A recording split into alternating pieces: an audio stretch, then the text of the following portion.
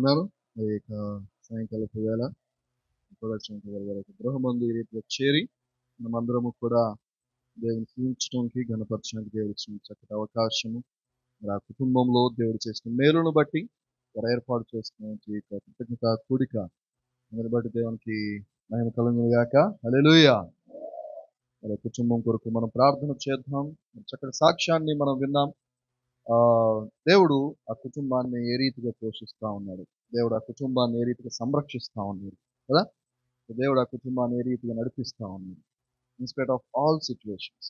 So ప్రతి ఒక్క ఇరుకు ఇబ్బందులలో, శ్రమలలో, శోధనలో, ప్రతి పరిస్థితుల్లో కూడా ఆ సందర్భాల్లో దేవుడు ఏ రీతిగా నడిపిస్తున్నాడు అనేది దేవుని వైపు చూడడం అనేది ఎంతో గొప్ప బాధ్యత కదా. మన మార్గంలో అనేకమైనటువంటి రాళ్ళు, రప్పలు ఉంటాయి, గుంటలు ఉంటాయి, ముళ్ళు పొదలు ఉంటాయి. కానీ ఆ మార్గములో మన తండ్రి మనల్ని ఏ రీతిగా నడిపిస్తా ఉన్నాడు అనేది మనము చూడగలగాలి. సో అది చూడగలిగితే అది ఎంతో అద్భుతం. సో మనం చాలాసార్లు మన మార్గం మీదే మనం దృష్టి పెడతా ఉంటాం, కానీ మనల్ని నడిపించడానికి మన తండ్రి, మన దేవుడు మనల్ని ఏ రీతిగా ఎత్తుకొని నడుస్తూ ఉన్నాడు అనే సంగతిని మనం మర్చిపోతూ ఉంటాం. అయ్యో ఇదేంటి ఇంత పెద్ద మార్గం ఇంత కఠినంగా ఉంది, ఇంత ఘోరంగా ఉంది, నేనే నడుస్తూ ఉన్నాను, నేనే ఇది ఇబ్బంది పడుతూ ఉన్నాను అని అనుకుంటూ ఉంటాం. సో కానీ ఆ సమయంలో గనక మనం దేవుని వైపు చూడగలిగితే దేవుడు ఏం చేస్తున్నాడు ఈ సమయంలో, ఈ సందర్భంలో, నా జీవితంలో దేవుని యొక్క పని ఏంటి, దేవుడు ఏ రీతిగా నన్ను పోషిస్తూ ఉన్నాడు, దేవుడు ఏ రీతిగా నన్ను సంరక్షిస్తూ ఉన్నాడు, దేవుడు ఏ రీతిగా నన్ను నడిపిస్తూ ఉన్నాడు అని దేవుడు చేసే కార్యాల మీద మన దృష్టి ఉంచగలిగితే అది ఎంతో అద్భుతం. సో వాటిని బట్టి మనం సంతోషించగలుగుతాం, వాటిని బట్టి ఆనందించగలుగుతాం, వాటిని బట్టి అతిశయించగలుగుతాం కదా. సో పౌలు అందుకే అదే మాట అంటాడు. సో ఎవరైనా ఒకవేళ అతిశయించాలి అని అంటే నిన్ను బట్టి కాదు, కానీ యేసుని బట్టి, క్రీస్తు యేసుని బట్టే నువ్వు అతిశయించు.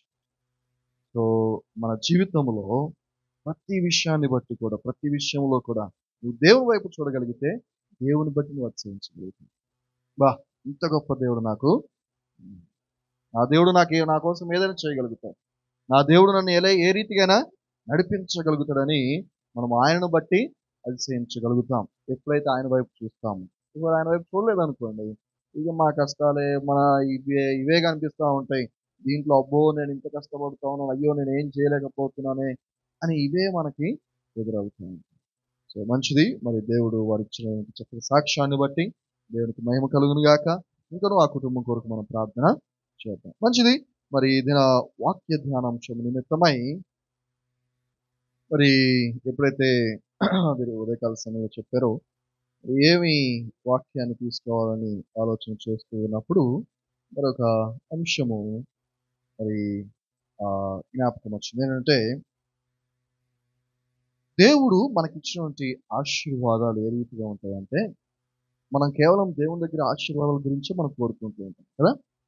కానీ దేవుడిచ్చే ఆశీర్వాదాలు రెట్టింపు ఆశీర్వాదాలు ఉంటాయి. రైట్.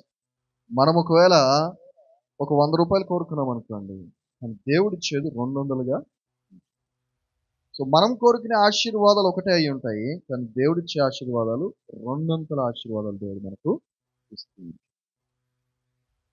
ధర్మశాస్త్రానుసారంగా మోషే ద్వారా దేవుడు ఇశ్రాయేలు ప్రజలకు ఇవ్వబడినటువంటి ధర్మశాస్త్రంలో మనం గమనించినట్లయితే ఒక పద్ధతి ఉంది. ఏంటి అంటే, ఒక కుటుంబంలో తండ్రి యొక్క ఆస్తిలో పిల్లలకి వెళ్తూ ఉన్నప్పుడు జ్యేష్ఠుడికి రెట్టింపు 2 స్వాస్థ్యాన్ని ఇవ్వాలి. ద్వితీయోపదేశకాండము 21వ అధ్యాయము 16-17 వచనాలు కనుక మనం గమనించినట్లయితే, ద్వితీయోపదేశకాండం 21వ అధ్యాయం 16-17 వచనాలు. జ్యేష్ఠ కుమారుడు ద్వేషింపబడిన దాని కొడుకైన ఎడల తండ్రి తనకు కలిగిన దానిని తన కుమారులకు స్వాస్థ్యముగా ఇచ్చినాడు. ద్వేషింపబడిన దాని కుమారుడైన జ్యేష్ఠునికి మారుగా ప్రేమింపబడిన దాని కుమారుని జ్యేష్ఠునిగా చేయకూడదు. ద్వేషింపబడిన దాని కుమారునికి తండ్రి తన ఆస్తి అంతటిలో రెట్టింపు భాగం ఇచ్చి వానినే జ్యేష్ఠునిగా ఎంచవలెను. వీడు వాని బల ప్రారంభమును గనుక జ్యేష్ఠత్వపు అధికారము లేదు. సో మోషే ధర్మశాస్త్రానుసారంగా ఒక ఆజ్ఞ లేకపోతే ఒక పద్ధతి ఏంటి అంటే, ఒక తండ్రికి జ్యేష్ఠ కుమారుడు ఉన్నప్పుడు ఆ వాని తల్లి మరి ఏమంటాం ద్వేషింపబడినది అయినప్పటికీ కూడా జ్యేష్ఠుడు గనక సో వీడు నాకు ఇష్టం లేదు, లేకపోతే ఆ తల్లి నాకు ఇష్టం లేదని చెప్పి జ్యేష్ఠుడు కానిటువంటి వాడిని తీసుకొచ్చి ఆ జ్యేష్ఠత్వాన్ని వానికి ఇవ్వడానికి లేదు. వాడి ఇష్టము లేకపోయినా, ఇష్టమున్నా ఇష్టము లేకపోయినా, వాడు జ్యేష్ఠుడు గనక వానికి రెట్టింపు రెట్టింపు భాగమిచ్చి వానినే జ్యేష్ఠునిగా ఎంచవలెను. సో లీగల్లీ వాడే జ్యేష్ఠుడు. జ్యేష్ఠుడికి ఎటువంటి ఆశీర్వాదం ఉంటుందంట? రెట్టింపు భాగము. అంటే ఒకవేళ ఒక నలుగురు ఉన్నారనుకోండి, నలుగురు పిల్లలు ఉన్నారనుకోండి, సో ఉన్న దాంట్లో 4 భాగాలు చేస్తున్నప్పుడు జ్యేష్ఠుడికి ఏమొస్తుంది?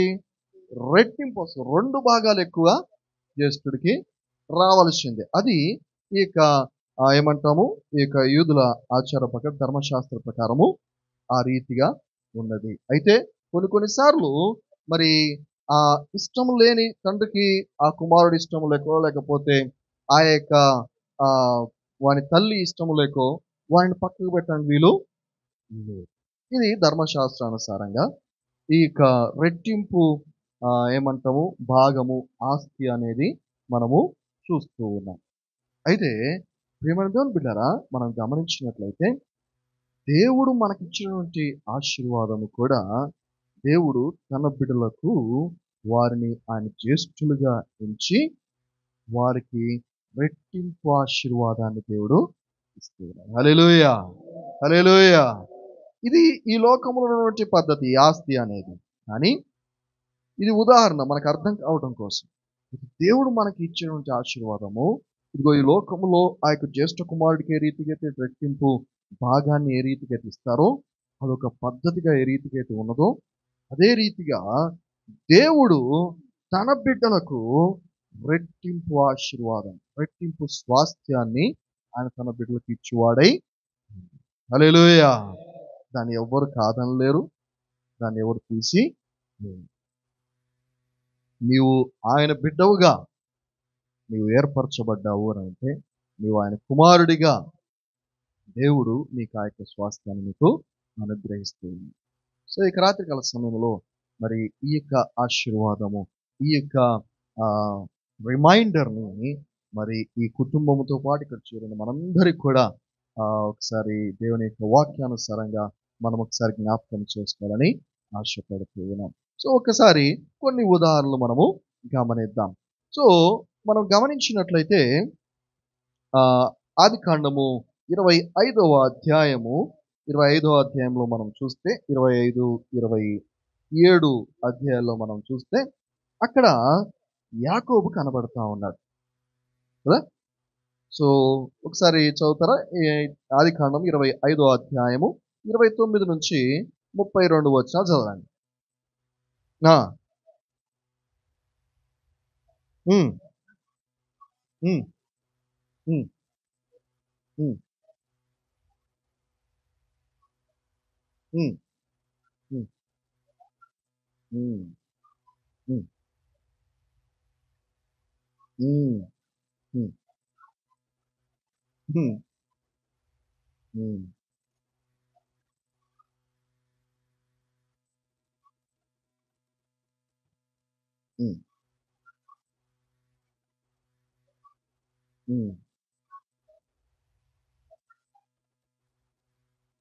చాలు. ఈ భాగం మనందరికి కూడా తెలిసిందే కదా. సో ఎందుకని ఈ భాగాన్ని జ్ఞాపకం చేస్తున్నానంటే, కొన్నిసార్లు దేవుడు తలంచినప్పుడు మన బిడ్డలకు ఏ రీతిగా ఆ యొక్క 2 అంతల ఆశీర్వాదం ఏ రీతిగా అయినా ఇస్తాడనేది మనం చూస్తూ ఉన్నాం. సో ఇక్కడ మనం గమనించినట్లయితే ఇస్సాకు 2 కుమారులు, ఏశావు, యాకోబు. సో ఏశావు పెద్దవాడు, యాకోబు చిన్నవాడు. కనుక ఆ సమయంలో మరి ఏశావు వేటకెళ్ళాడు. వేటకెళ్ళి అలసిపోయి వచ్చిన సమయంలో బాగా ఆకలేస్తూ ఉంది, బాగా అలసిపోయి ఉన్నాడు, నీరసపల్లి ఉన్నాడు. అదే సమయంలో యాకోబు కూర వండుకుంటూ ఉన్నాడు కదా. సో ఏం కూర అని అంటే మనకు అర్థం కావాలంటే చిక్కుడుకాయల కూర. సో మంచి ఎర్రటి గింజలు, సో చక్కటి గింజలటువంటి ఎర్రటి గింజలటువంటి కూర మంచి టేస్ట్గా వండుకుంటా ఉంది. ఈరోజు ఏసావు ఆకలి మీద వచ్చాడు, నీరసగిలిపోయి ఉన్నాడు. ఆయన వండుతున్నాడు కదా, అరే తమ్ముడు నాకు కూడా కొంచెం ఆహారం పెట్టు అని అంటే, ఎప్పటి నుంచో ఈ యొక్క జ్యేష్ఠత్వం మీద ఆశ ఉన్నటువంటి ఈ యొక్క యాకోబు ఇదే తడువుగా ఏం చేశాడు, నేను నీకు పెడతాను కానీ నీ జ్యేష్ఠత్వం నాకు అమ్మేస్తావా, ఇచ్చేస్తావా? అంటే జ్యేష్ఠత్వం వదులుకోవడం అంటే ఆ యొక్క రెండంతల ఆశీర్వాదాన్ని పోగొట్టుకోవడమే. ఏసావు అన్నాడు, ఒక పక్కన ఆకలి చచ్చిపోతా ఉంటుంది, జ్యేష్ఠత్వాన్ని నేనేం చేసుకుంటాను, సరే తీసుకోగానే నాకు మాత్రం ఆహారము పెట్టు. సో ఎప్పుడైతే యాకోబు ఆ ప్రమాణాన్ని తీసుకున్నాడో అక్కడ ఆహారం పెట్టాడు. అంత మాత్రమే కాదు కానీ మరలా తండ్రి దగ్గర కూడా మోసపూరితముగా ఏసావులాగా రోమాలున్నటువంటి చర్మాన్ని ధరించి, సో ఆ ఏసావు చనిపోతున్న సమయంలో మంచి ఆహారాన్ని తీసుకువెళ్ళి అక్కడ పెట్టి తండ్రి దగ్గర నుంచి ఆశీర్వాదాలు పెట్టి, ఆ టైంలో తండ్రి కొంత గ్రహించినప్పటికి కూడా ఇది అయిపోయింది, టైం అయిపోయింది, ఆశీర్వాదము ఇచ్చేసాడు. కానీ ప్రేమేందో బిడ్డారా, ఇది మనం గమనించినట్లయితే ఇది దేవుని యొక్క ప్రణాళిక. అదే 25వ అధ్యాయం 23వ వచనం మనం ఒకసారి చూస్తే, 25వ అధ్యాయం 23వ వచనం ఆదికాండం. 2 జనములు నీ గర్భములో కలవు, 2 జనపదములు నీ కడుపులో నుండి ప్రత్యేకముగా వచ్చును. ఒక జనపదము కంటే ఒక జనపదము బలిష్టమై ఉండును, పెద్దవాడు చిన్నవానికి దాసుడగున నేను. కదా, దేవుడు ఆదిలోనే ఆ యొక్క తల్లికి వాగ్దానము చేశాడమ్మా, నీ యొక్క గర్భంలో 2 జనపదాలు, 2 జనాంగాలు ఉంటా ఉన్నాయి. వారు బయటకు వచ్చిన తర్వాత పెద్దవాడు చిన్నవాడికి దాసుడై. సో మనం గమనించినట్లయితే ప్రియమైన బిడ్డలారా, ఈ యొక్క ఆశీర్వాదము కేవలం మనం అనుకుంటాం యాకోబు ఏసావు దగ్గర కొట్టేశాడు అనుకుంటాం, కానీ అది దేవుని యొక్క ప్రణాళిక. మనం గమనించినట్లయితే యాకోబు మోసగాడిగా ఉన్నటువంటి యాకోబు ఎప్పుడైతే దేవుని దగ్గర పట్టుకొని గోజాడాడో, దేవుని బ్రతిమలాడాడో, దేవుని దగ్గర విచారణ చేశాడో, కదా, యాచించాడో, మోసగాడిగా ఉన్నటువంటి యాకోబు ఇశ్రాయేలుగా మార్చబడ్డాడు. హల్లెలూయా, హల్లెలూయా. దేవుని యొక్క జ్యేష్ఠ కుమారుడిగా మార్చబడ్డాడు. ఇశ్రాయేలు జనాంగము దేవుని యొక్క సొత్తు, దేవుడు యొక్క జ్యేష్ఠ కుమారుడు. మరి దేవుడు ఇచ్చినటువంటి ఆ 2 ఆశీర్వాదము ఇశ్రాయేలు జనాంగానికి వారి యొక్క వారసత్వంగా మనం చూస్తూ ఉన్నాం. సో ప్రియమైన బిడ్డలారా, 2 ఆశీర్వాదం అనేది దేవుడు తన బిడ్డలకు ఏ రీతిగా ఇస్తాడనేది మనం చూస్తున్నాం. నేటికి మరి ఆ యొక్క ఇశ్రాయేలు ప్రజలు ఏర్పాటు చేయబడినటువంటి జనాంగము, దేవుడు వారికి ఇచ్చినటువంటి ఆశీర్వాదం, వారి దగ్గర ఉన్నటువంటి ఆ యొక్క స్థితి, వారు కేవలము ఆ యొక్క కానాను ప్రదేశానికి వాగ్దానం చేయబడినటువంటి భూమికి వెళ్ళటం మాత్రమే ఆశీర్వాదం కాదు, అది సగం వరకు మాత్రమే. మరలా చెల్లాచెదరు అయిపోయారు, తిరిగి వాళ్ళందరూ కూడా తిరిగి ఆ ప్రదేశానికి మరలా వస్తారు. యేసుక్రీస్తు ప్రభువారు మరలా దిగి వచ్చినప్పుడు వారందరూ కూడా ఆయన మెస్సయ్యగా అంగీకరిస్తారు, తెలుసుకుంటారు, రక్షింపబడతారు. నూతన ఆకాశం నూతన భూమిలో ఆ యెరూషలేము ప్రత్యేకమైన పట్టణముగా, దేవుని యొక్క ఆ ప్రాంగణముగా దేవుడు వారిని దీవించబోతున్నాడు. హల్లెలూయా. సో కనుక రెట్టింపు ఆశీర్వాదము మరియు స్వాస్థ్యము దేవుడు అనుగ్రహించేది. ఆ ప్రణాళిక ఏ రీతిగా ఉన్నదనేది మనం ఇక్కడ గమనించినట్టు, దేవుడు అబ్రాహాముకి ఇచ్చినటువంటి ఆ యొక్క వాగ్దానము మరి యాకోబు ద్వారా దానిని నిర్వహించినట్లుగా నేటి ఇశ్రాయేలు ప్రజలకు ఆ జనాంగానికి మనము చూస్తూ ఉన్నాం. అయితే మనము కొన్ని ఉదాహరణలు మనం గమనించినప్పుడు, మరి ఆ యొక్క ఆశీర్వాదాన్ని మన జీవితంలో పొందుకోవాలంటే మనం ఏం చేయాలి? మరి కేవలము తాను తలంచిన రీతిగా ఆ యొక్క ఆశీర్వాదం వచ్చేస్తుందా అంటే కాదు. దానికంటూ కొన్ని కండిషన్స్ అనేవి ఉన్నాయి. ఆ యొక్క రెట్టింపు ఆశీర్వాదాన్ని మన జీవితంలో మనం పొందుకోవాలంటే కొన్ని పనులు మనం చేయాలి. దేవుడు అబ్రాహాముకి ఆ యొక్క వాగ్దానం ఇచ్చాడు, దాని ద్వారా ఇశ్రాయేలు జనాంగము పొందుకున్నారు. కానీ దానికంటూ ఒక పద్ధతి అనేది ఫాలో అయ్యింది. అది యాకోబుకు వచ్చినప్పటికీ, ఆయన చిన్నవాడైనప్పటికీ కదా, వాస్తవానికి ఆయన పెద్దవాడేమి కూడా కాదు, జ్యేష్ఠుడు కాదు. అయినప్పటికీ, రెండోవాడైనప్పటికీ కూడా, మోసము చేసినప్పటికీ కూడా దేవుని దగ్గర బ్రతిమాలాడు. దేవుని దగ్గర గోజాడాడు కదా. సో అందును బట్టి ఆయన ఇశ్రాయేలుగా మార్చబడ్డాడు. సో అయితే ఇంకా కొన్ని ఉదాహరణలు మనము చూద్దాం. ఈ యొక్క 200 ఆశీర్వాదం మనం పొందుకోవాలంటే 3 కండిషన్స్ అనేవి మనం చూస్తూ ఉన్నాం. సో మొట్టమొదటిది మనం గమనించినట్లయితే పట్టుదల. పట్టుదల అనేది కంపల్సరీ. సో యాకోబు జీవితంలో మనం చూస్తున్నాం కదా. దేవుణ్ణి పట్టుకుని ఆయన ఏమాత్రం కూడా వదలలేదు. దేవుడు అంటాడు, అదే వదలరా బాబు అంటే, లేదు లేదు, నన్ను ఆశీర్వదిస్తే కానీ నేను వదలను. సో పట్టుదలతో మనం ఆయన పట్టుకొని ఉండడం అనేది చాలా చాలా ప్రాముఖ్యం. ఈరోజు మరి అటువంటి పట్టుదల మన క్రైస్తవ జీవితంలో మనం చూస్తున్నామా? పట్టుదల కలిగినటువంటి విశ్వాసం మన జీవితంలో ఉన్నదా? పట్టుదల కలిగినటువంటి ప్రార్థన మన జీవితంలో ఉన్నదా? పట్టుదల కలిగినటువంటి భక్తి మన జీవితంలో ఉన్నదా? ఏదైనా కొంచెం సిచ్యువేషన్స్ వస్తే మనం చేయవలసి పెట్టేస్తున్నాం. సో ఎప్పుడైతే నువ్వు పట్టుదలతో నువ్వు పట్టుకొని ఉంటావో అప్పుడే నువ్వు ఆశీర్వాదాన్ని నువ్వు చూడగలుగుతావు. హల్లెలూయా. సో యాకోబు ఆ రీతిగా చేశాడు. ఇంకొక వ్యక్తిని మనం చూద్దాం. ఎవరయ్యారంటే మనం చూస్తే 2వ రాజుల గ్రంథము 2వ అధ్యాయము 9వ వచనాన్ని మనం చూద్దాం. ఫస్ట్ 2 నుంచి 6 వచనాలు చూద్దాం. 2వ రాజుల గ్రంథము 2వ అధ్యాయము 2 నుంచి 6 వచనాలు, తర్వాత 9వ వచనం చదవండి. ఉమ్, ఉమ్, ఉమ్, ఉమ్, ఉమ్,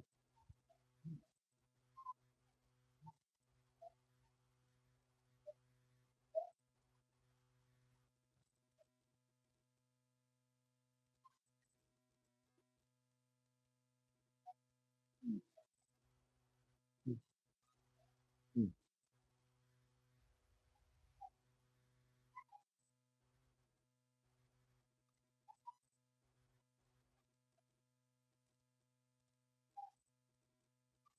ఉమ్, ఉమ్, ఉమ్, ఉమ్. చాలా అండి. ఇక్కడ మనం గమనించినట్లయితే ఏలియా, ఎలీషా వీరిద్దరి గురించి కూడా మనకు తెలుసు. గురు శిష్యులు ఇద్దరు కూడా. సో ఏలియాని వెంబడించాడు ఎలీషా. ఏలియా దేవుని యొక్క ప్రవక్త, దేవుని చేత ఏర్పాటు చేసిన వ్యక్తి. దేవుని యొక్క ఆత్మ ఆయన మీద ఉన్నది. అనేక గొప్ప కార్యాలు చేసింది. అయితే ఆయన వెంబడిస్తున్నటువంటి వ్యక్తి ఎలీషా. ఏలియాను వెంబడిస్తూ, ఏలియా ఎక్కడికి వెళ్తే అక్కడికి వెళ్తూ, ఏలియా నుంచి అనేక విషయాలు నేర్చుకుంటా ఉన్నారు.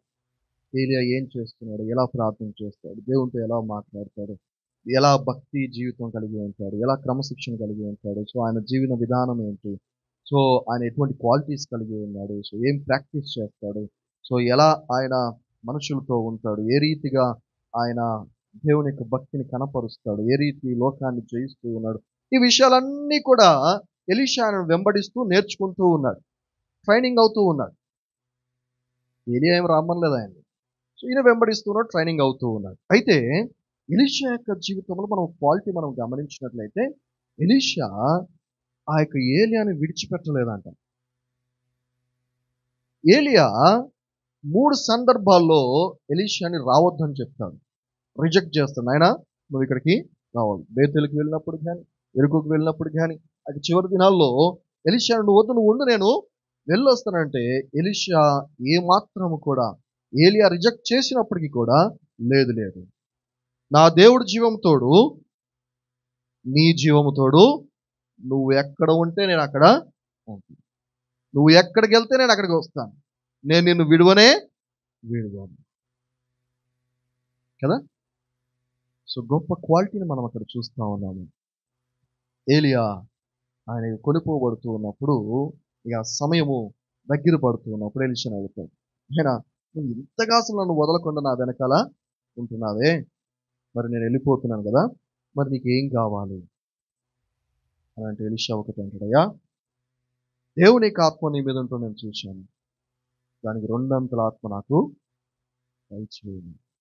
నువ్వు ఏ రీతిగా అయితే ప్యాషనేట్గా నువ్వు దేవుని యొక్క పనిని నువ్వు చేశావో, దేవుని యొక్క బిడ్డగా నువ్వు జీవించావో, నీకంటే రెండంతలుగా నేను ఆ రీతిగా జీవించాను. నీకంటే 2 times బెటర్గా నేను ఆ కార్యాలు చేయాలి. దేవుని దగ్గర నుంచి సాక్ష్యాన్ని పొందుకోవాలి. దేవుని బిడ్డగా నేను ఉండాలి. గురువును మించిన శిష్యుడిగా నేను ఉండాలి. ఏలియా అన్నాడు, ఓకే చూద్దాం, ఒకవేళ నేను వెళ్ళేటప్పుడు మాత్రము నువ్వు నన్ను చూడగలిగితే తప్పకుండా నీకు అది దొరుకుతుంది. ప్రియమైన బిడ్డలారా, మనం గమనించినట్లయితే ఆ యొక్క ఏలియా కొనిపోబడుతూ ఉన్నప్పుడు ఏలియా మీద ఉన్న దుప్పటి వచ్చి ఎలీషా మీద పడినట్టుగా మనం చూస్తున్నాం. రెండంతల ఆత్మాభిషేకాన్ని ఎలీషా పొందుకుంది. ఏలియా కంటే గొప్ప కార్యాలు ఎలీషా చేశాడు. హల్లెలూయా, హల్లెలూయా. కనుక ప్రియమైన బిడ్డలారా, మనము ఈ యొక్క యాకోబు నుంచి, ఈ యొక్క ఎలీషా నుంచి మనము నేర్చుకోవాల్సిన పాఠం ఏంటయ్యానంటే, వారు ఆ రెండంతల ఆశీర్వాదాన్ని ఎందుకని పొందుకోగలిగారయ్యానంటే, వాళ్ళ పట్టుదలని మనం చూస్తూ ఉన్నాం. ఇన్స్పైట్ ఆఫ్ ఆల్ రిజెక్షన్ కదా. సో ఎటువంటి ఆ యొక్క పరిస్థితులు వచ్చినప్పటికీ కూడా, వ్యతిరేక పరిస్థితులు వచ్చినప్పటికీ కూడా, ఆ సందర్భాల్లో కూడా వారు వదిలిపెట్టలేదు. ఈ రోజున మనము నేర్చుకోవాలి, ఒకసారి మనం పరీక్ష చేసుకోవాలి. మనకు ఎదురవుతున్న సందర్భాల్లో మనం దేవుణ్ణి పట్టుకుంటున్నామా, వదిలిపెడుతున్నామా? వారు పట్టుకున్నారు కాబట్టి 200 ఆశీర్వాదాన్ని పొందుకున్నారు. నువ్వు కూడా ఆ రీతిగానే పట్టుకోగలిగితే 200 ఆశీర్వాదాన్ని పొందుకుంటావు. ఇక రెండవది మనం గమనించినట్లయితే యోబు జీవితం మనందరికీ కూడా తెలుసు కదా. సో యోబు గ్రంథం 42వ అధ్యాయము 10-12 వచనాలు ఒకసారి చదువుదాం. యోబు గ్రంథం 42వ అధ్యాయము 10-12 వచనం.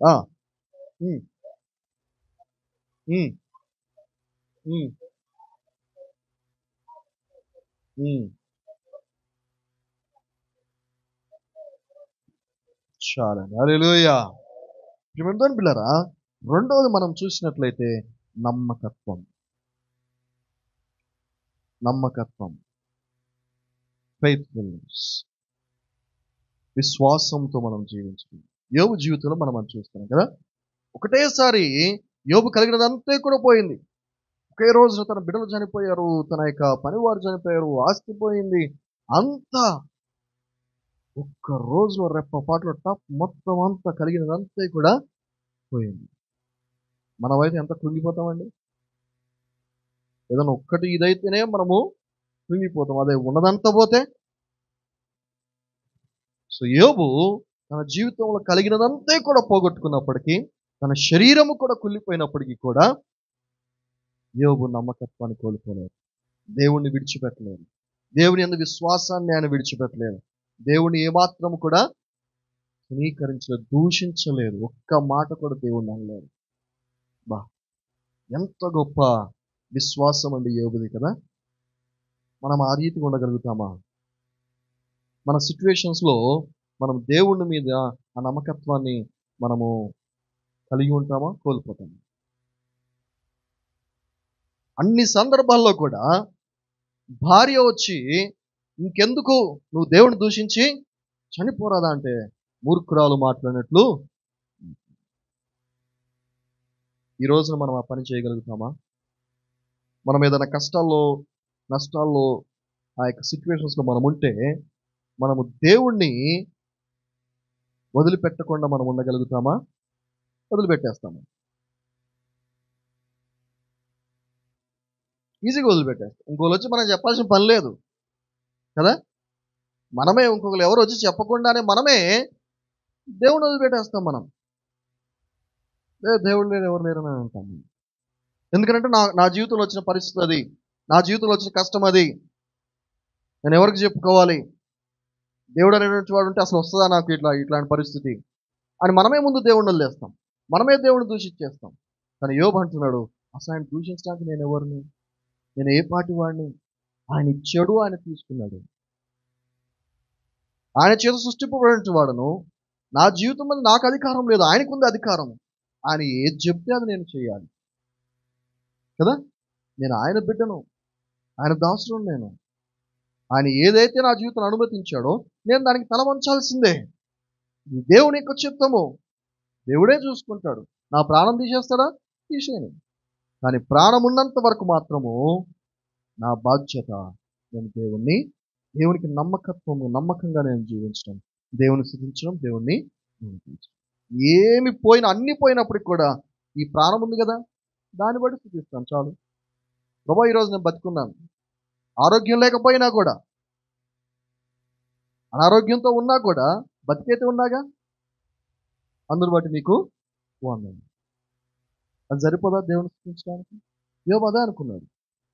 నా శరీరం కుళ్ళిపోయింది, చీము గారుతా ఉంది, కుక్కలు వచ్చి నాకుతా ఉన్నాయి, అయినా పర్లేదు బతుకున్నాక ఇంకా చాలు, దేవుణ్ణి స్తుతిస్తాను, దేవుని కనపరుస్తుంది, ఈ దేవుని చిత్తమని నేను కలుస్తుంది. ఇవన్నీ బిడ్డరా, అక్కడ మనం గమనించినట్లయితే దేవుడు తిరిగి రెండంతల ఆశీర్వాదం తిరిగి ఎదుగుతూ కోల్పోయిన దానికంటే అధికముగా తిరిగి ఆయనకి ఇచ్చాడు. ఆస్తి కానీ, పిల్లలు కానీ, సమస్తము కూడా. హల్లెలూయా. ఎప్పుడైతే నువ్వు ఆ నమ్మకత్వాన్ని సంపాదించుకున్నావో దేవుని దగ్గర 200 ఆశీర్వాదాలు నువ్వు పొందుకుంటావు.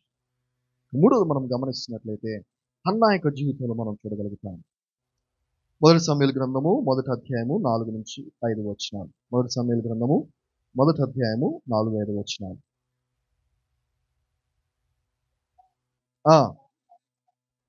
ఉమ్, ఉమ్, ఉమ్, ఉమ్, ఉమ్,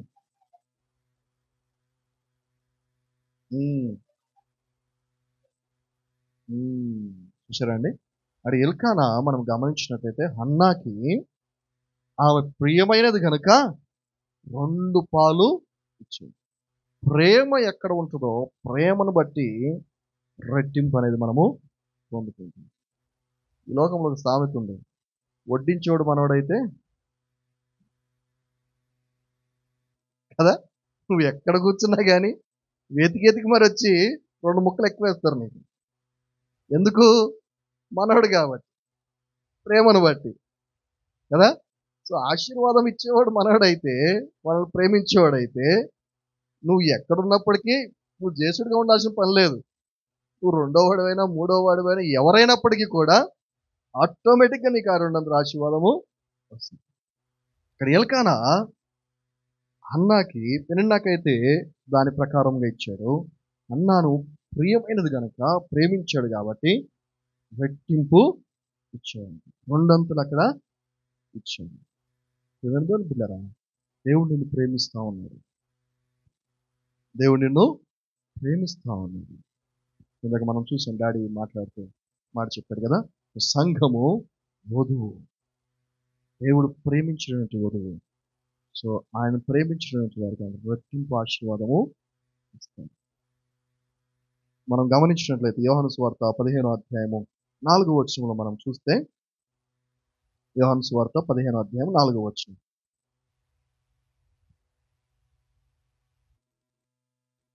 నా యందు నిలిచియుండుడి, మీ యందును నేను నిలిచియుందును. హల్లెలూయా.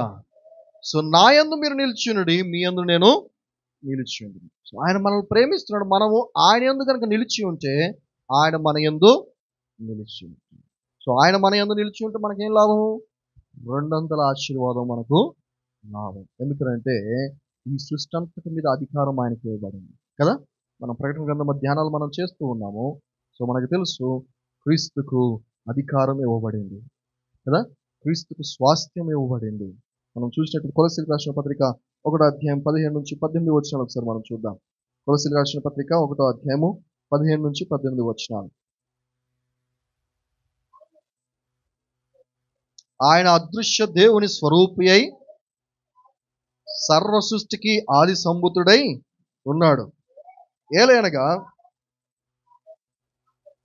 ఆకాశమందున్నవనియు భూమి అందున్నవనియు, దృశ్యమైనవి కానీ అదృశ్యమైనవి కానీ, సింహాసనములే కానీ, ప్రభుత్వములైనను, ప్రధానులైనను, అధికారములైనను, సర్వమును ఆయన యందు సృజింపబడెను. సర్వమును ఆయన ద్వారాను ఆయనను బట్టియే సృజింపబడెను. ఆయన అన్నిటికంటే ముందుగా ఉన్నవాడు, ఆయనే సమస్తమునకు ఆధారభూతుడు. హల్లెలూయా. క్రీస్తు దేవుని స్వరూపి అయి సమస్తమును ఆయన ద్వారా కలిగి ఉన్నాయి. ఆయన ద్వారానే కలిగి ఉంది. ఎందుకంటే ఆయనే ముందున్నవాడు, ఆయనే జ్యేష్ఠుడు. ఆయనకి ఇవ్వబడినటువంటి అధికారము, ఆయనకి ఇవ్వబడినటువంటి ఆస్తి, ఆయనకి ఇవ్వబడినటువంటి ఆ యొక్క ఆశీర్వాదము, బిడ్డరా, ఆయన యందు నీవు ఉన్నావు అనుకో, నీ యందు ఆయన ఉన్నాడు అనుకో, ఆయనవన్నీ నీది. హల్లెలూయా, హల్లెలూయా. మనం ఈరోజు ప్రకటన గ్రంథంలో మనం చూసాం కదా, ఆయన యందు ఉన్నటువంటి వారు ఆయనతో పాటు పరిపాలన చేయి. ఎంత గొప్ప ఆశీర్వాదం కదా. సో మనం చూసినట్లయితే హెబ్రీయులకు రాసిన పత్రిక 12వ అధ్యాయము 2-3 వచనాలు. హెబ్రీయులకు రాసిన పత్రిక 12వ అధ్యాయము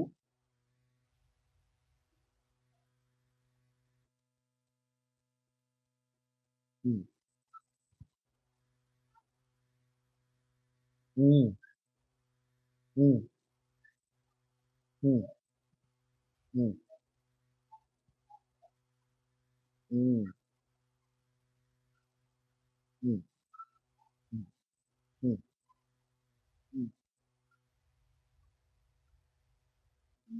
చాలు. హల్లెలూయా.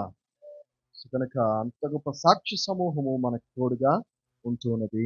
కనుక సులువుగా చిక్కులు పెట్టు ప్రతి పాపములోను, శ్రమలోను, శోధనలోను మనం ఎవరి వైపు చూస్తూ ఉండాలంట?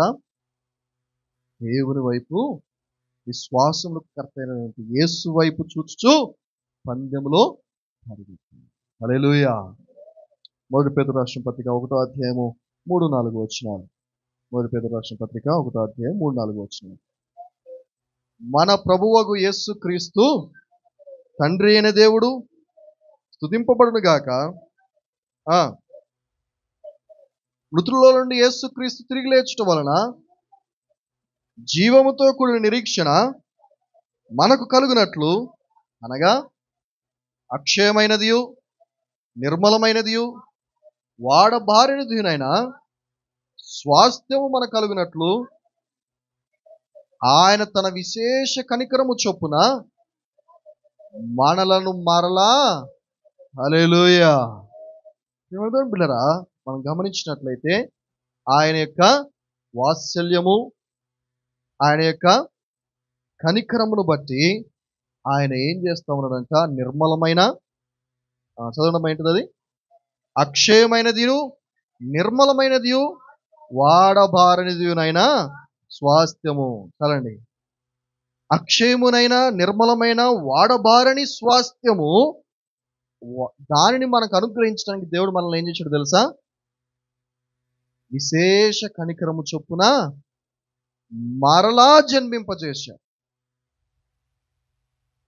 మరలా మనల్ని జన్మింపజేశాడు. దత్తత తీసుకున్నాడు. దత్తపుత్రాత్మను ఆయన మనకు అనుగ్రహించి. ఎందుకోసము? ఎందుకనంటే వాడబారని నిర్మలమైన అక్షయమైన స్వాస్థ్యాన్ని మనకు అనుగ్రహించడానికి. ఎంత గొప్ప దేవుడు కదండి. విశేష కనికరము చేతనంట. బా, ఎంత గొప్ప దేవుడు. వాస్తవానికి రూల్ ప్రకారం ఏంటి? నీకు రాకూడదు. ఎందుకంటే నువ్వు ఆయన యొక్క సొత్తు కాదు, లేకపోతే ఆయన యొక్క జ్యేష్ఠుడు కానే కాదు. కానీ దేవుడు ఏం చేశాడు? ఆయన విశేష కనికరము చేత ఆ యొక్క నిర్మలమైన అక్షయమైన వాడబారిని స్వాస్థ్యాన్ని నీకు అనుగ్రహించడం కోసము, ఎందుకంటే ఆయన నిన్ను ఎంతో ప్రేమించువాడై ఉంటున్నాడు కనుక ఆయన యొక్క విశేషమైన కనికరము చేత అది నీకు ఇవ్వాలి అని అంటే ఆయన ఏం చేశాడు తెలుసా? నిన్ను మరలా జన్మింపజేసి ఆయన కుమారుడిగా స్వీకరించి, సో ఇప్పుడు లా ప్రకారంగా నీకు ఆ స్వాస్థ్యాన్ని నీకు అనుగ్రహిస్తుంది. హల్లెలూయా. అదే రక్షణ. నూతన ఆకాశము, నూతన భూమి. ఇశ్రాయేలు ప్రజలకు ఏ రీతిగా అయితే దేవుడు అబ్రాహాముకు వాగ్దానం చేసిన వాగ్దానం ప్రకారం వారికి ఏ రీతిగా వస్తుందో, ఆ వాగ్దానములో నిన్ను కూడా ఆయన ఇన్వాల్వ్ చేస్తా ఉన్నాడు. ఎంత గొప్ప దేవుడు కదండి. ఎంత అద్భుతమైనటువంటి దేవుడు. అందుకే అంటున్నాడు, నేను నీ యందు ఉన్న ప్రకారం నువ్వు కూడా నా యందు నిలిచి ఉండుము. సులువుగా చిక్కులు పెట్టు ప్రతి పాపములు, శ్రమలలో, కష్టములో విశ్వాసము కర్త అయిన క్రీస్తు వైపు చూస్తూ పరిగి. ఎందుకంటే ఆయన లేనిదే మనము ఆశీర్వాదాన్ని మనం పొందుకోలేము కదా. ఎందుకంటే ముందుగా ఉన్నవాడు ఆయనకు అధికారం ఇవ్వబడింది, ఆయన చేత సమస్తము సృష్టింపబడి ఉన్నది. నీవు ఆయనలో నిలిచి ఉంటే ఆయన నిన్ను మరలా జీవింపచేసి, మరలా జన్మింపచేసి, ఇదిగో ఆయన ద్వారా ఆ వాగ్దానం చేయబడినటువంటి ఆ యొక్క ఆశీర్వాదం ఏదైతుందో దానికి కారకులుగా నిన్ను ఆయన చేయువాడై ఉన్నాడు. మీకు రాత్రికాల సమయంలో మరి అటువంటి రెండంతల ఆశీర్వాదం మనం పొందుకోవాలి అంటే అది యేసుక్రీస్తు ద్వారా మాత్రమే మనం పొందుకోగలుగుతాం. అయితే దాని కండిషన్స్, నెంబర్ 1 మొట్టమొదటిది పట్టుదల కలిగి మనము జీవించాలి. విశ్వాసం అందు, ప్రార్థన యందు, శ్రమల యందు దేవుడు విడిచిపెట్టకూడదని పట్టుకుని నీవు జీవించాలి. యాకోబు ఏ రీతిగా అయితే పట్టుకుని, ఎలీషా ఏ రీతిగా అయితే పట్టుకుని ఉన్నాడు, వదిలి పొమ్మన్నా కూడా పోలేదు. నువ్వు ఆ రీతిగా నిలబడగలిగితే తప్పకుండా రెట్టింపు రెండంతల ఆశీర్వాదం, స్వాస్థ్యాన్ని నీవు, వాగ్దానమును నీవు పొందుకోబోతుంది. రెండవది మనం గమనించిన నమ్మకత్వాన్ని మనము వదిలిపెట్టకూడదు. నీకు ఇచ్చినా ఇవ్వకపోయినా, చాలాసార్లు మనం ఎలాగ ఉంటామంటే దేవుడు ఆశీర్వదిస్తేనే మనం ఉంటాం దేవునితో, లేకపోతే విడిచిపెట్టి వెళ్ళిపోవడమే. మనోళ్ళలాగా ఎవడు ఎక్కువ డబ్బులు ఇస్తే అక్కడికి వెళ్ళిపోవడమే. నువ్వు ఇస్తావా డబ్బులు, నువ్వు ఇస్తావా ఆశీర్వాదము, ఉంటా నీ దగ్గరికి వస్తా, లేకపోతే రాను నేను. ఇగో పలానా గుడికి వెళ్తే అక్కడ అద్భుతాలు జరుగుతున్నాయంట, వెళ్ళిపోతాం అక్కడికి. మరలా వెళ్ళినా కానీ అవ్వలేదనుకో ఇంకో దగ్గరికి వెళ్ళిపోతాం. కానీ దేవుడు అది కోరుకోవటం లేదు, నమ్మకత్వానికి వెళ్ళిపోతుంది. ఆయన ఇచ్చినా ఇవ్వకపోయింది నువ్వు గనక నిలబడగలిగితే, మోషే అంటున్నాడు నా ఇల్లంతటిలో, ఎందుకు ఆ మాట అన్నాడు? నిజంగా మోషే సాత్వికుడు అండి.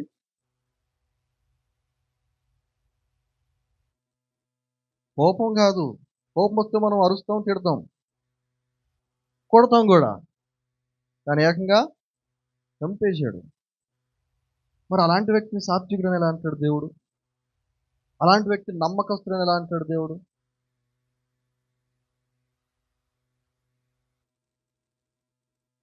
అంతకంటే ఘోరమైనటువంటి, మహాభయంకరమైనటువంటి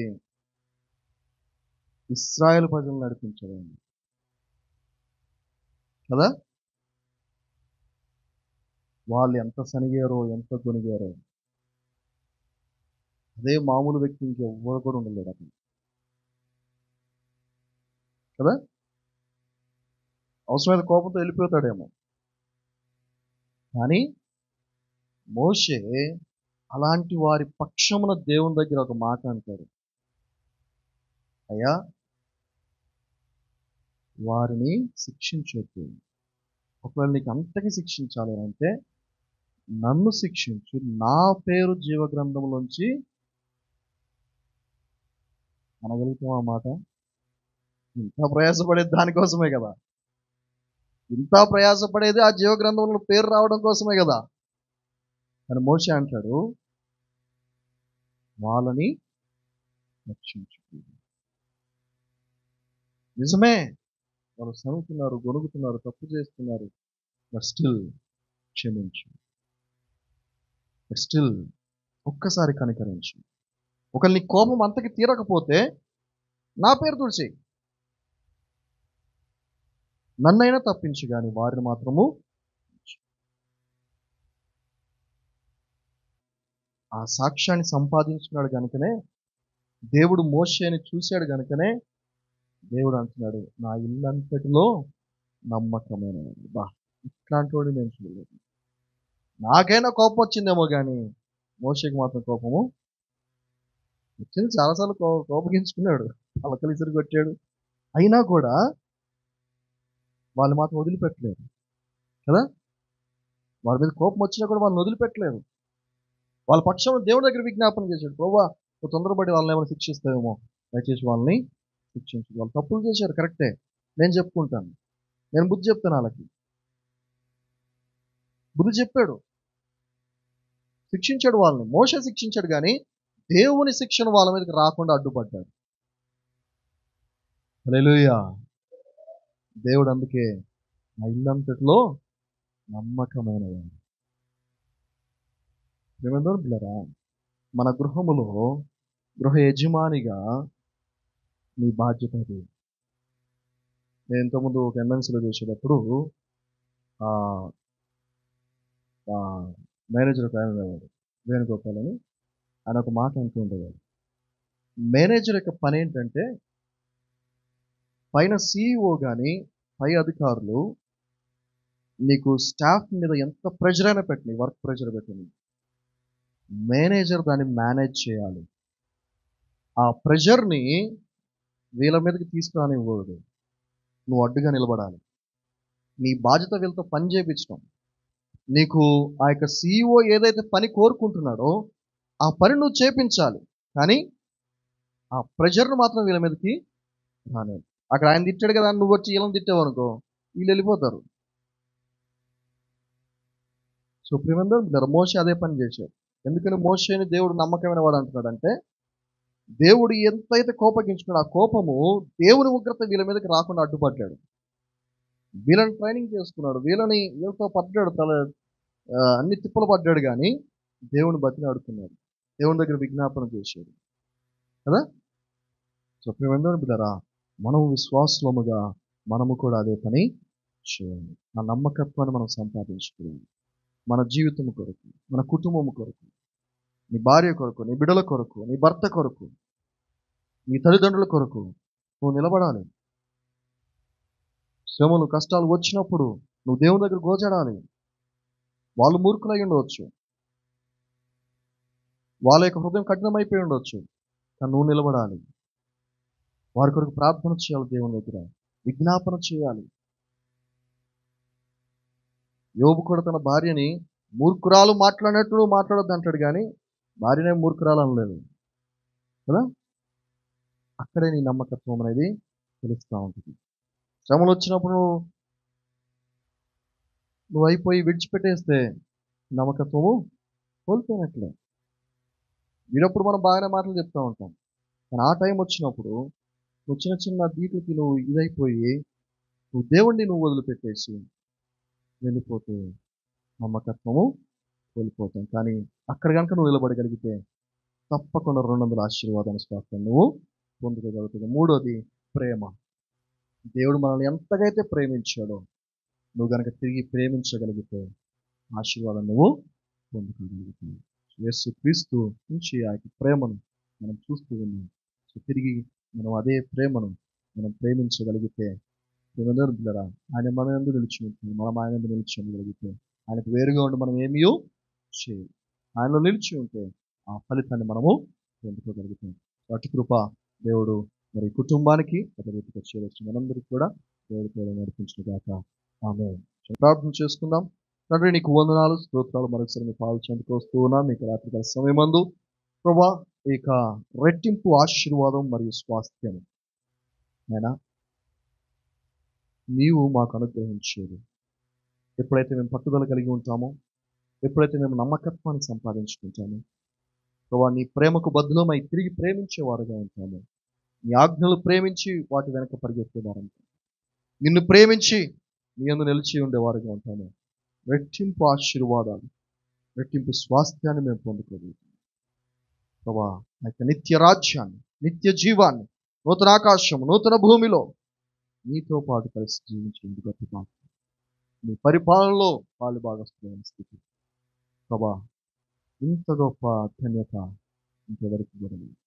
ఇంకా ఆ గొప్ప ధన్యత మేము సంపాదించుకున్నట్లు సులువుగా చిక్కులు పెట్టు ప్రతి పాపములోను, ప్రతి శోధనలోను, ప్రతి శ్రమలోను, ఈ లోకములో ఏమి ఉన్నా లేకున్నా మేము పట్టుదల కలిగి నమ్మకంగా నిన్ను ప్రేమించే వారముగా ఉన్నట్టుగా సహాయము దయచేయండి. వాక్యం ద్వారా మీరు మాతో మాట్లాడేందుకు వందనాలు.